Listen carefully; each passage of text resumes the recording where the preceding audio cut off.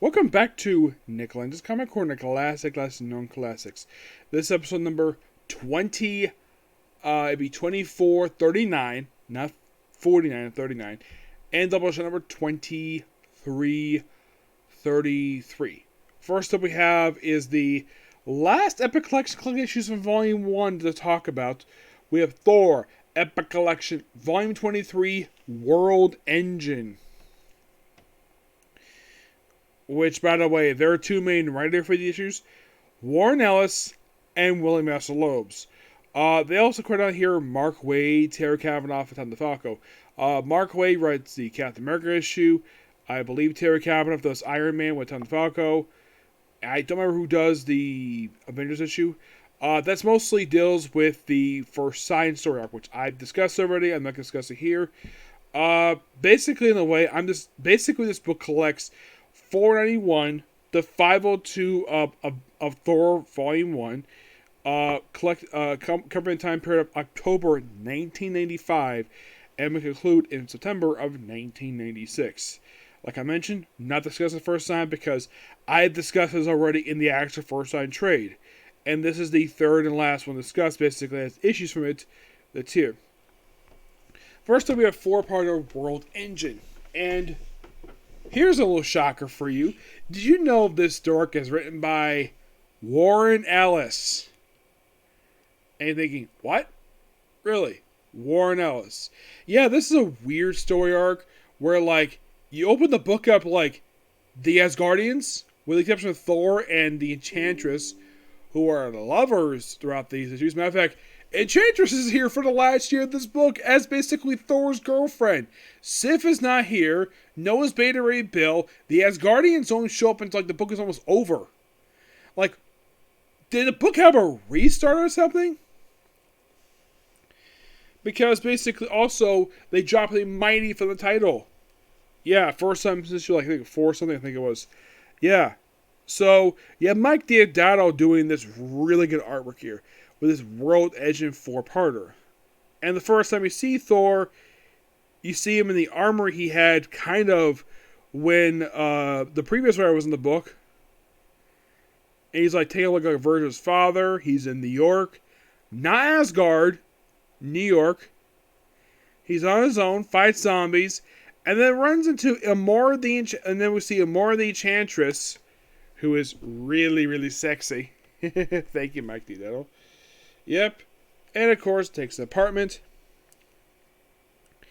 Not immediately per se. And Thor wears his armor throughout this entire story arc. And then you see look like Thor, where he's look like has an apartment.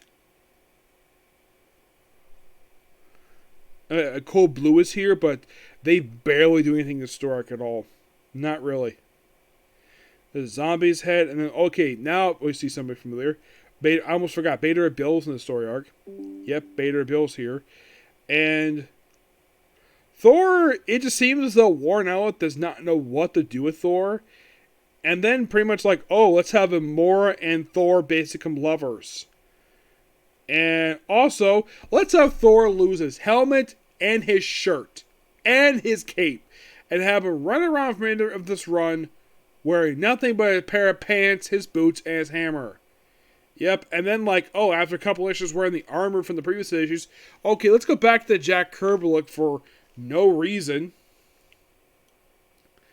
In a flashback. And oh, we start a relationship with, it's like, the Asgardians are simply just not here. It's like they do not play a factor in this very weird thing. Oh, then we see apparently that Thor and Amor have slept together. Yep.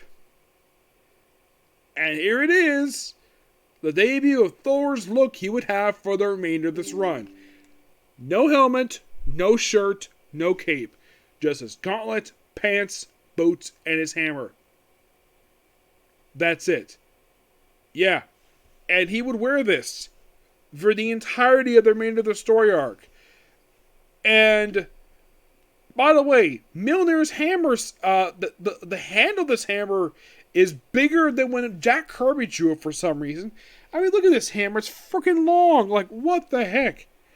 Yeah, and by the way, it is like this made of the run. And then right after the story arc, then we have a standalone, then Warren Ellis leaves, and then we have Willie Messner-Loebs take over the book, and he's here from 495 into the final issue of this run. Yep. Mike Dell's left the book. We have Jeff Isherwood take over the artwork, and the remainder of the story here is like, oh, Thor and Amor are lovers, and this is the thing we have for the remainder of the run. We actually have a scene where Thor and Amor are in a park wearing nothing but bathrobes until they're accosted by some punks. Of course, they beat the crap out of them. And despite the fact I love the arc by Jeff Isherwood, and I'm like, okay, where, like, you read these issues, and, like, this is not Thor. This seems like some random guy written to be Thor. And then the Avengers show up. Why are they here? To set up the First Sign crossover, of course. Yes, their appearance here is completely random. And like I mentioned, skip over First Sign because I've discussed already. Yes, First Sign. Interesting story arc, but you read this trade here, and it just feels completely out of nowhere. And then, right afterwards, then we have, from 497 up into the final issue, is like, okay, now Thor is basically looking for his own comrades. I'm like, is there a reason why he couldn't bother to do it? I don't know. Yeah, and he's looking for his Odin. Odin is not in this issue. Yeah. And by the way, aside from having Amora is not in this issue 497. We have Razor Fist. Yes. A brand new Razor Fist, who's only here for one issue. Spiral.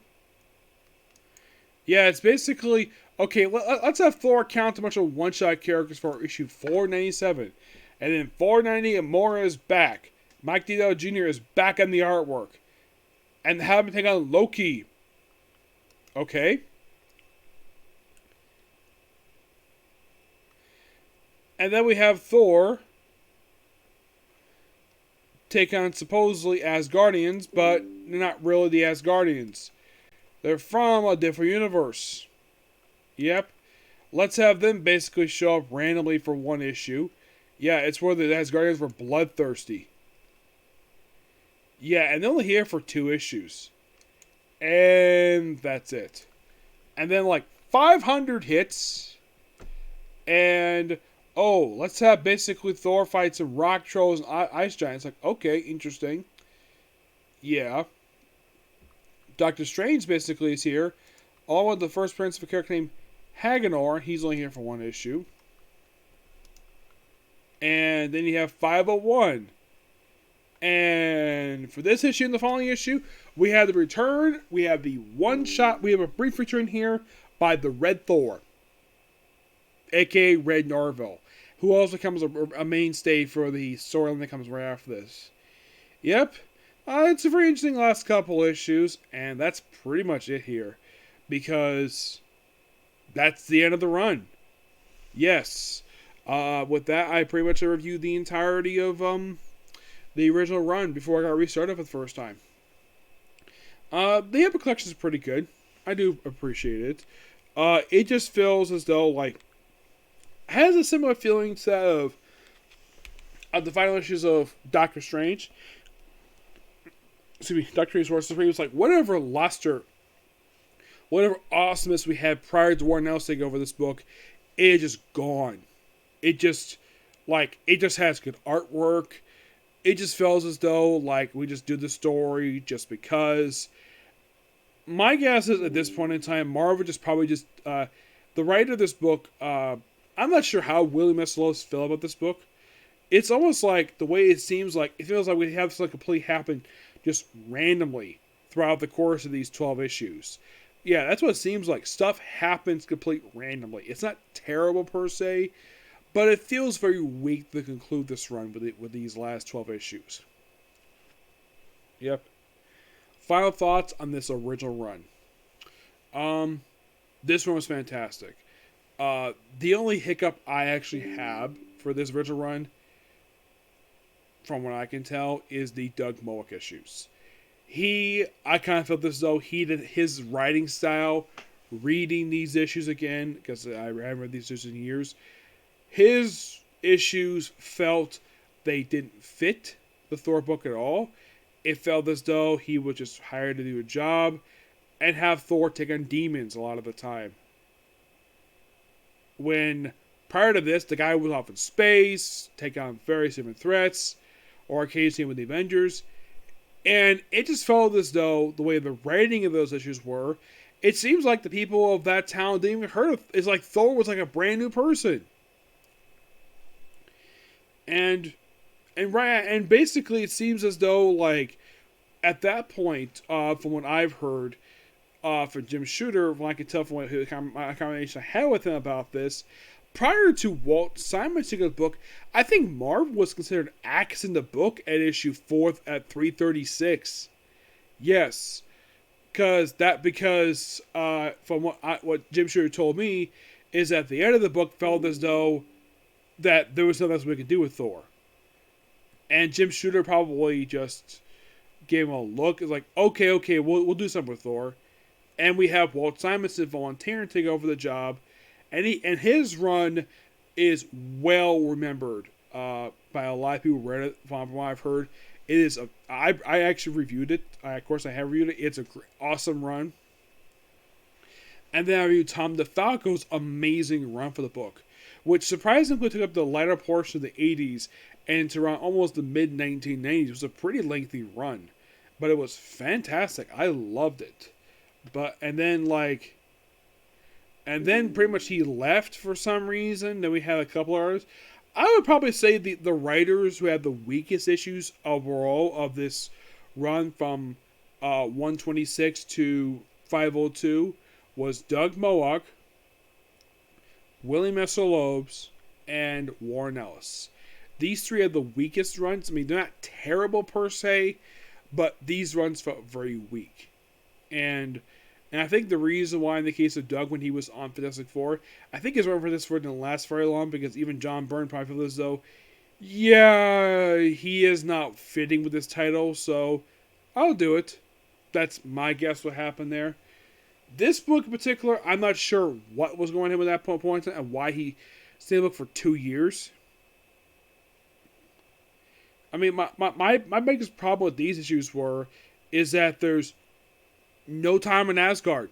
None. I mean, the book ends with basically the two, Thor and Red Thor just sitting out of Riverbank, ending the run. I'm like, really? Yeah, and by the way, the last issue, it's an Onslaught tie-in. Yes, it's an Onslaught tie-in. Which, yes, I've kind of reviewed the Onslaught thing, but I feel as though talking about here, because it's the conclusion of this run. Yeah, and since I'm finished reviewing this run, now, yes, next I will discuss the story saga that came afterwards before that basically bridged the gap between this run and Thor Volume 2 by Dan Jurgens, mostly by him. I'm going to be discussing the Lost Gods saga, along with the Valkyrie one-shot released at period of time and the Hercules miniseries. But, as a replacement for Thor Volume 1, because I have finished reviewing it now, I have announced with that is I'm replacing it with Excalibur. Yep, I'm going to be talking about Excalibur, a book that is a lot shorter than this. I do mean a lot shorter. Excuse me. So does that mean basically that the story journal, the series where I pretty much review everything up to date with the thing? No, because I'm still reviewing Volume 2. So when that is finished, then it will basically join that point. Yes, and let's make this announcement here. When I finish Avengers and Fantastic Four, they will get replacement series, which are also not as long as those two, but they're a lot shorter. And they're excellent books. I will reveal what they are when I finish reviewing them. Avengers has got just 2 epic collections left. When I get that second one, that's where I reveal which one that will replace it. And if you're curious though, this Iron Man getting a replacement one when finished up? Yes. That will get a replacement. Well, Defenders? I'm not sure yet. I'm still reviewing Defenders. Matter of fact, Defenders will review next. Because Defenders, This last one here, but there is another Masterworks. Before I talk about well, for this volume anyways, aside from that next Masterworks, there's like 2 epic collections left to discuss here. And then we have the second volume in the order. And that's it for Defenders. Okay, so this is Masterworks Defenders Volume 7 to collect issues 58 to 75. Your writing is mostly done by almost the entire run until issue 68. For 58 to 68, it is David Anthony Croft. He co-does issues basically 59, 61, and 67. I'll co-done with Ed Hannington. Ed Hannington takes over for him with issues 78 to 75. 69 is done by Mary Jo Duffy. Your artwork, for the most part, from 50 to 61 and 66 67 is Ed Hannington himself. So he is writing artwork for WWE. Sal Bushman is 62 to 64. 65, which is one of the issues that was it one issue, it's done by Don Perlin, and Herman Chapman does 60 to 75. This book covers time period of, by the way, covers issues 58 to 75, covering time period of April 1978, and include in September 1979, which, yes, that means the very next set of issues will be entering the 1980s. Yes, and with issue 58, we basically have we have Devil Slayer show up here. Yep.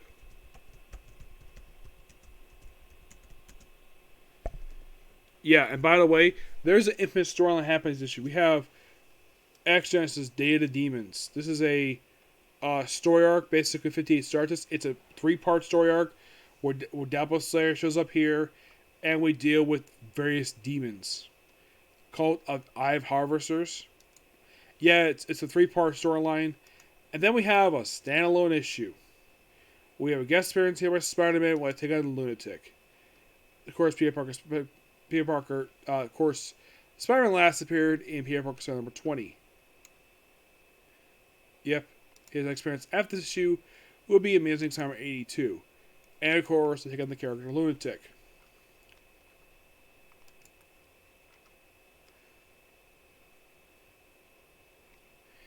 Yeah, and of course he'll be here to issue 64. No, actually, we'll be back for 73, but yeah. And then comes the infamous story arc. Defenders for a Day. Oh boy, this story arc. A story arc that ran for 4 issues. Where Dollar Bill, the guy who did a documentary in Defenders, decided to open basically like an open registration. Like, hey, you want me to defend from these threats? To be defended for a day. And oh boy. Oh my gosh. Like, here's who joins. He'd be like, really? Black Goliath. Captain Marvel. This, of course, is Marvel. Captain Ultra. The Falcon. Havoc. Hercules. Iron Fist. Jack of Hearts. Marvel Man. Who later became Quasar, Carol Danvers, Miss Marvel, and she was pairing between issues 22 here, Paddlin, Polaris, Prowler, who after this arc wrapped up, he retired. Yes, he was so embarrassed by this storyline that he retired. He hung up the costume. Son of Satan, who actually would join the main team not long after this, Stingray, Tagic, Torpedo, and the White Tiger. Torpedo had last appeared in a one-shot issue. Yeah, this Torpedo was a character appeared in the pages of Daredevil. By the way, this is quite strange though. Like, they have basically White Tiger appear here while he's still appearing as a supporting character in Spectacular Spider-Man. Which, these issues wrapped up, he later popped up in Marvel Premiere 44. And you're thinking, Defenders for a Day, oh boy. And like, the main villains of this storyline is like, okay, so we have this villain group who claim to be Defenders. And here are your members: Staggerus, Libra, Porcupine, Blob, the Beetle, Abe Jenkins Beagle, Whirlwind, Patrick the Leaper, Electro, Looter, yes, the Looter, Plant Man, Boomerang, Joe the Gorilla, Toad, Melter, Leapfrog, Shocker, Pacos, and Cappenstrag. And these guys claim to be defenders, but not really. Like, hey, these guys are basically robbing diamonds, and yet they're basically blaming the real defenders for this whole thing. And by the way, Nighthawk is also being investigated for financial stuff with the SEC, which he pointed out to the guy there. I was clear to this 2 years ago, referencing issue 25 for the book. And, like, unless you have a subpoena, leave now. And this related lead to him resigning from the team. And by the way, members of the lineup is basically Hellcat, Hulk, and Hulk and Valkyrie. And, by the way, issue 58, Dr. Strange would briefly return to the team. And then, like, right after this story, he just leaves. No, seriously, he just freaking leaves. And then we have Battle in Valhalla, a story arc that lasts for 3 issues. This was quite interesting. This one, where it goes to Asgard. I thought this was really cool. Yep. And then issue 69, we have Akrito's Omegatron. Yeah, we do a follow-up to issue 4. Yeah, where he appears here for this one issue, and then he's never seen again into issue 243. Yeah, he just randomly returns here for this one issue and he's never seen again. And of course, Yadra is here too. This is supposed to be dead. We also have appearance of the Anything Man, who appears for 2 issues. Yeah, he later appeared in the issue of Incredible Hulk. And then issue 70. Lunatic is back. Dollar Bill is still around. Yeah, if you're curious, like, how long until he stops appearing in this book? He stops appearing in the book with issue 75. And afterwards appears 2 more times after this. And that's it. And then 71, we deal with Harrison Tark, who is also Lunatic as well. Like, many people claim to be Lunatic. Yeah, and he's here from issue 61, and he's here for, like, he's basically here until issue 73, and then he appears in the issue of Incredible Hulk. Yep.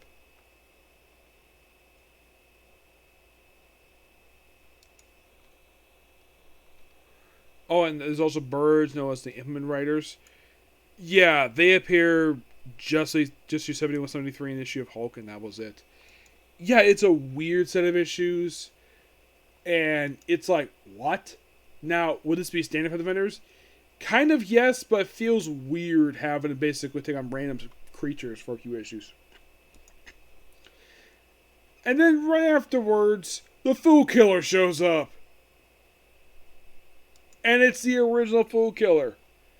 Yeah, he pops up here for a couple issues because he wants to kill a fool. No, seriously, he's here for 3 issues. Now you're probably thinking, who is he here to kill?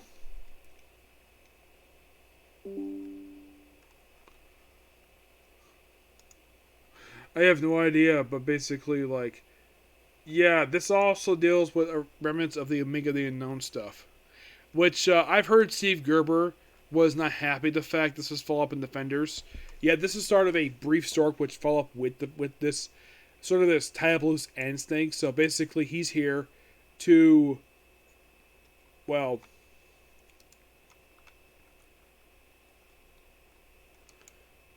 and it just feels like, yeah, it's like these issues are interesting at best, and Clea's here, and I'm like, okay, so we had Defenders, just no Namor. Namor's absent from this run. Yeah, Namor has not been seen in the book since issue, I think his last appearance was 57.